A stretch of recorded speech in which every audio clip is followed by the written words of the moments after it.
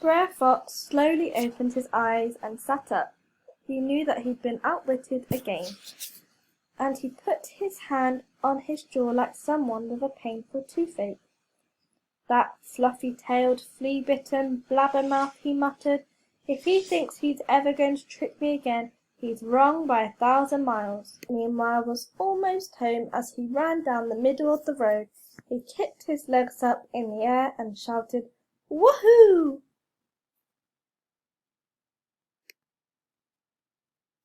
Chapter 3. Quicksand. Soon the weather changed for the worse. It was cold, it was wet, and it was windy. Winter had arrived, and that meant there would be hard times for a few weeks. There was nothing much to eat, and many animals went to bed hungry, but Brer Rabbit didn't let that stop him traipsing around and getting into frolics. One day he noticed something strange. Although all his friends were getting thinner and thinner, Brer Wolf was getting fatter and fatter. That bothered Brer Rabbit. "Here we are so hungry that our ribs are showing," he said to himself, "and Brer Wolf's looking as fat as a ball of butter. Something's up." So he kept an eye on Brer Wolf, and before long he found out what was going on. Brer Wolf was stealing chickens from Mr. Man's farm. Then every week he went to the market on his old horse cart with a bag full of chickens to sell. That way he always had enough money to buy food. So the next market day Brer Rabbit woke up before sunrise and set off walking towards town.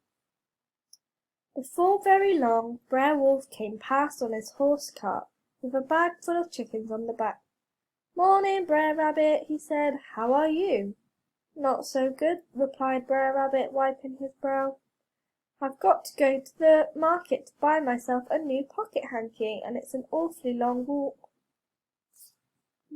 Said Brer Wolf, winding his stony eyes. "I'm going to the market myself." "Oh, are you?" beamed Brer Rabbit. "Can I have a lift?" "You're more than welcome," said Brer Wolf, feeling that his chance to catch Brer Rabbit had come at last. Brer Rabbit jumped onto the old horse cart, and off they went. Great grey clouds were blowing across the sky, and it was bitterly cold. The sun was only just starting to peep through the trees. After a time Brer Wolf said, "Brer Rabbit, I'm freezing. I'm so cold I don't know what to do." "There's a big fire across there in the woods, Brer Wolf," said Brer Rabbit, looking into the trees with his velvety eyes. "You could go and warm yourself beside it, and since you've been so kind giving me a lift, I'll wait here with your horse cart." Brer Wolf looked at the red glow of sun through the trees, and he thought that it was a fire. "That's a good idea," he said. He jumped down and went swishing off through the wet leaves towards the sunrise. As soon as he had gone, Brer Rabbit hopped off the cart and cut the tails of the horses. He hid the horses and the cart in some bushes. Then he stuck the tails down deep in the mud and stood holding them. After a while Brer Wolf came back huffing and puffing. "Did you warm yourself up?" asked Brer Rabbit. "No," panted Brer Wolf. That was a very strange sort of fire, Brer Rabbit. I ran and I ran, but the closer I got to it, the further away it was." "Well," shrugged Brer Rabbit, "I had worse luck than you. Look, the horses got restless and ran off into this quicksand. The cart sank all together. Luckily, I managed to grab hold of the horses' tails before they disappeared." "My old horse cart!" groaned Brer Wolf. "My chickens!"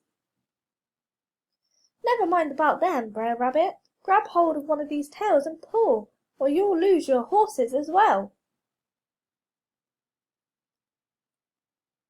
So Brer Wolf grabbed hold of a tail and the two of them pulled. "I think mine's coming," said Brer Wolf, gritting his teeth. "So's mine," said Brer Rabbit. Suddenly both the tails came flying out of the mud. Brer Wolf looked down at the tails. Then he looked across at Brer Rabbit. Brer Rabbit scratched his head. "Well, I never," he said. "We pulled so hard their tails came right off." For a moment Brer Wolf looked as if he'd been hit on the head with a frying pan. He hung around for a few minutes, peering down into the mud. But what with the cold wind, it wasn't very long before he gave up and went home. Brer Rabbit waited until he was out of earshot. Then he got the horse and cart out of the bushes and drove it away with the bag full of chickens still on the back. When he got home he invited all his friends round for a party. Brer Terrapin came, Brer Raccoon, Sister Cow, little Mr. Cricket, Brer Billy Goat, and Mr. Benjamin Ram. They danced so much that they nearly fell through the floorboards. Brer Rabbit cooked the chickens, and that night none of them went to bed hungry. Chapter 4. Old Man Sputter Splutter. The next morning the sun came out. Brer Wolf threw open his curtains, and what should he see but his old horse cart standing outside his house, but no bag of chickens on the back. It didn't take him very long to work out what had happened. "That mangy little rabbit-brained muppet, Brer Rabbit!" he growled with a face like thunder. He set off up the road towards Brer Fox's house. When Brer Fox woke up he felt just fine. His wife said that since the sun had come out he ought to go down to the hardware shop to buy some things for his family. "What do we need?" asked Brer Rabbit. 17 cups for the children to drink from," said his wife. 7 tin plates for them to eat off, and a new coffee pot to put on the stove." "Okie dokie," said Brer Rabbit. He skipped off down the road towards the hardware shop, and he whistled at the birds when he spotted them circling the blue sky. But he didn't spot the small eyes of Brer Fox with the gray eyes of Brer Wolf watching him from the woods. "He must be going to the hardware shop," blinked Brer Fox. "Well, that's just fine," said Brer Wolf, snapping his big teeth together. "Let's arrange a little surprise for him." Brer Fox nodded and gave a chuckle down in his red belly. "Hee hee hee." The two of them headed off through the woods towards the home of their old friend Brer Bear. It was a long, dusty walk to the hardware shop. Brer Rabbit brought the tin cups, he brought the tin plates, and he brought the coffee pot to put on the stove. Then he headed home, but the walk back was no shorter than the walk there, and when he got to the steep hill between the cornfields, he was feeling pretty tired. So he sat down by the side of the road to catch his breath. Now, as he was sitting there, he noticed some footprints in the sand. Someone had been there only a short while before. He scratched his head and looked a little closer at the marks in the sand. One was a print of something with a long, bushy tail. Besides, it was a print of something with a long, thin tail.